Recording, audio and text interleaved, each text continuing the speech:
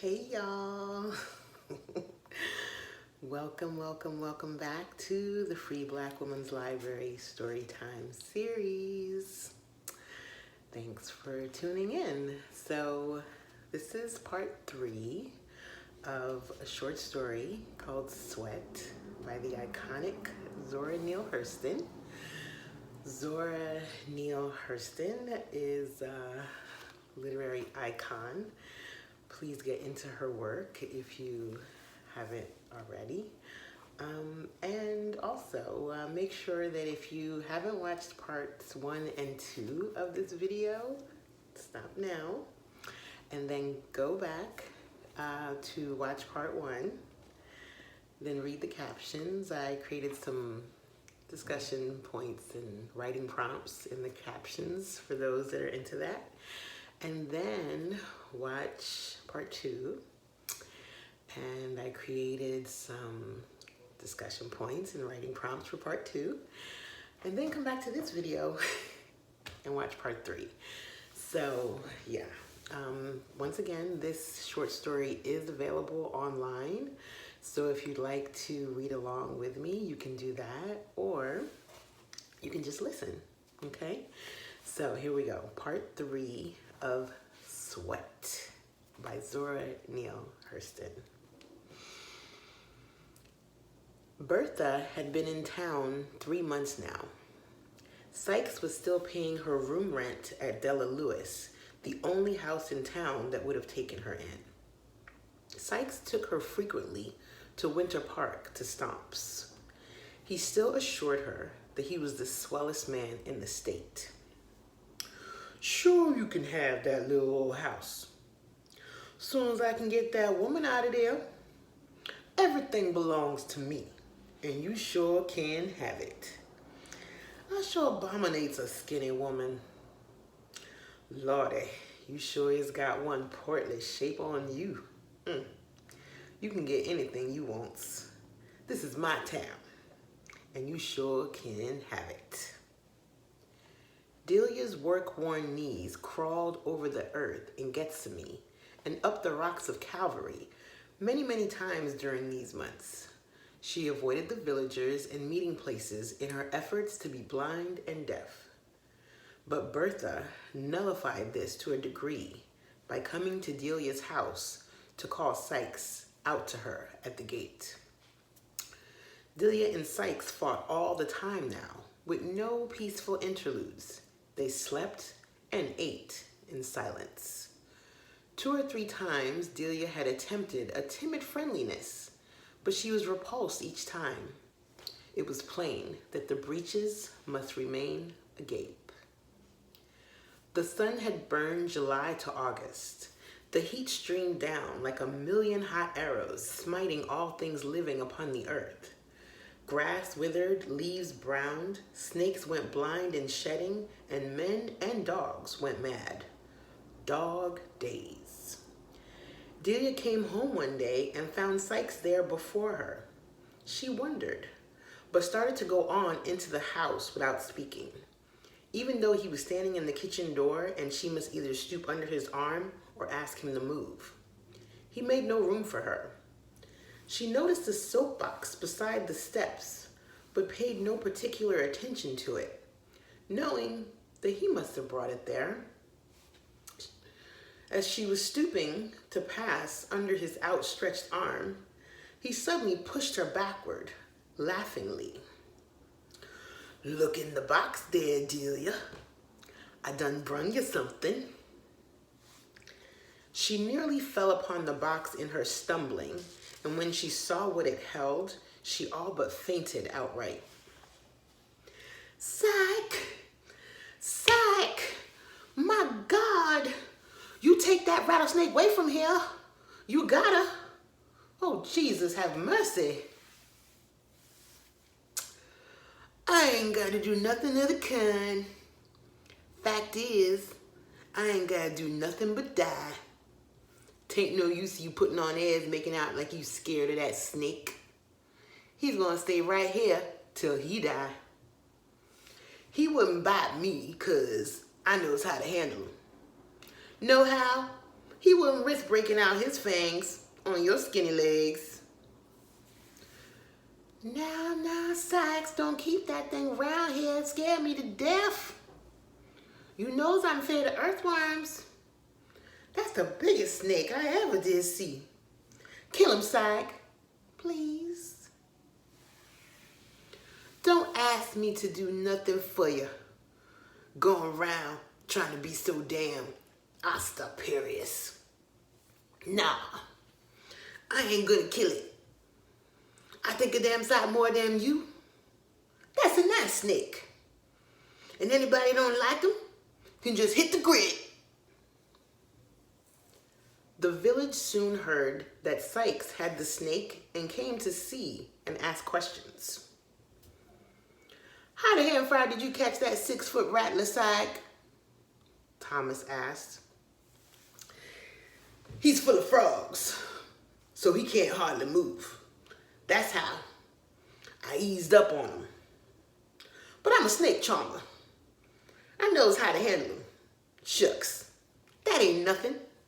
I could catch one every day if I wanted to. What he needs is a heavy hickory club, lean real heavy on his head. That's how to charm a rattlesnake. Nah, Walt. Y'all just don't understand these diamondbacks like I do, said Sykes in a superior tone of voice. The village agreed with Walter, but the snake stayed on. His box remained by the kitchen door with its screen wire covering. 2 or 3 days later, it had digested its meal of frogs and literally came to life. It rattled at every moment in the kitchen or the yard. One day, as Delia came down the kitchen steps, she saw his chalky white fangs curved like scimitars hung in the wire meshes. This time, she did not run away with averted eyes as usual. She stood for a long time in the doorway in a red fury that grew bloodier for every second that she regarded the creature that was her torment. That night, she broached the subject as soon as Sykes sat down to the table. Sykes, I want you to take that snake away from here. You done starved me, and I put up with you. You done beat me, and I took that. But you done killed all my insides bringing that vomit here. Sykes poured out a saucer full of coffee and drank it deliberately before he answered her. I whole lot of care about how you feels, inside or out. That snake ain't going no damn well till I gets ready for him to go. So far as beating is concerned, you ain't took all that you're gonna take if you stay around me. Delia pushed back her plate and got up from the table. I hate you, Sykes, she said calmly. I hate you to the same degree I used to love you. I done took and took till my belly is full up to my neck. That's the reason I got my letter from the church and moved my membership to Woodbridge, so I don't have to take no sacrament with you. I don't want to see you around me at all. Lay around with that woman all you wants to, but you gonna wait for me and my house. I hate you like a suck-egg dog. Sykes almost let the huge wad of cornbread and collard greens he was chewing fall out of his mouth in amazement. He had a hard time whipping himself up to the proper fury to try to answer Delia. Well, I'm glad you hates me. I'm sure tired of you hanging on to me. I don't want you. Look at your stringy old neck. Your raw bony legs and arms is enough to cut a man to death. You look just like the devil's doll, baby, to me. You can't hate me no worse than I hates you. I've been hating you for years. Yo, black hide don't look like nothing to me but a passel of wrinkled old rubber with your big old ears flapping on each side looking like a pair of buzzer wings. Don't think I'm gonna run from me in my house neither. I'm going to the white folks about you, my young man. The very next time you lay your hands on me, my cup's done run over. Delia said this with no signs of fear, and Sykes departed from the house, threatening her, but made not the slightest move to carry out any of them. That night, he did not return at all, and the next day being Sunday, Delia was glad that she did not have to quarrel before she hitched up her pony and drove the 4 miles to Woodbridge. She stayed to the night service, Love Feast, which was very warm and full of spirit. In the emotional winds, her domestic trials were borne far and wide, so that she sang as she drove homeward. Jordan water, black and cold, chills the body, not the soul, and I wanna cross Jordan in a calm time. She came from the barn to the kitchen door and stopped. What's the matter, old Satan? You ain't kicking up your racket. She addressed the snake's box. Complete silence. She went on into the house with a new hope in its birth struggles. Perhaps her threat to go to the white folks had frightened Sykes. Perhaps he was sorry. 15 years of misery and suppression had brought Delia to the place where she would hope anything that looked towards a way over or through her wall of inhibitions. She felt in the match safe behind the stove at once for a match. There was only one there. That nigga wouldn't fetch nothing here to save his rotten neck. But he can run through what I brings quick enough. Now he done told it off now and tore half of my box of matches. He done had that woman in here too. Nobody but a woman could tell how she knew this, even before she struck the match. But she did, and it put her into a new fury. Presently, she brought in the tubs to put the white things to soak. This time, she decided she need not bring the hamper out of the bedroom. She would go in there and do the sorting. She picked up the pot-bellied lamp and went in. The room was small, and the hamper stood hard by the foot of the white iron bed. She could sit and reach through the bedposts, resting as she worked. And I wanna cross Jordan in a calm time. She was singing again. The mood of the love fest had returned. She threw back the lid of the basket almost gaily. Then, moved by both horror and terror, she sprang back toward the door. There lay the snake in the basket. He moved sluggishly at first, but even as she turned round and round, jumped up and down in an insanity of fear, he began to stir vigorously. She saw him pouring his awful beauty from the basket upon the bed. Then she seized the lamp and ran as fast as she could to the kitchen. The wind from the open door blew out the light, and darkness added to her terror. She sped to the darkness of the yard, slamming the door after her before she thought to set down the lamp. She did not feel safe, even on the ground, so she climbed up in the hay barn. There for an hour or more, she lay sprawled upon the hay, a gibbering wreck. Finally, she grew quiet, and after that, coherent thought. With this, stalked through her a cold, bloody rage. Hours of this, a period of introspection, a space of retrospection, then a mixture of both. Out of this, an awful calm. Well, I done the best I could. If things ain't right, God knows. Tain't my fault. She went to sleep, a twitchy sleep, and woke up to a faint gray sky.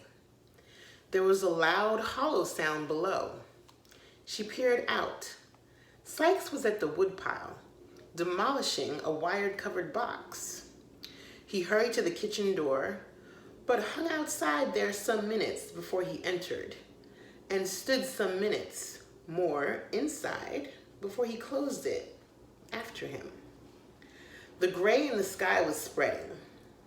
Delia descended without fear now and crouched beneath the low bedroom window. The drawn shade shut out the dawn, shut in the night, but the thin walls held back no sound.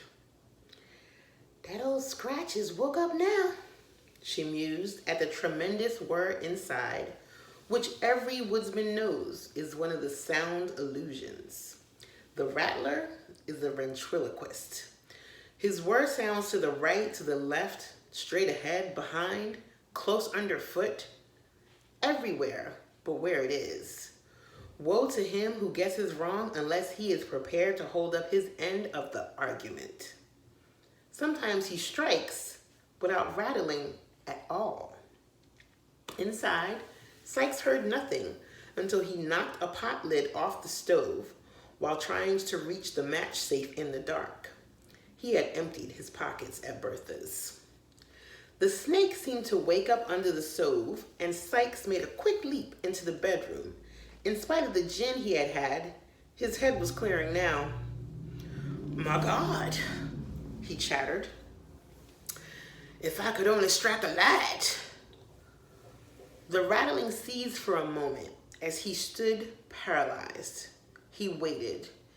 It seemed that the snake waited also.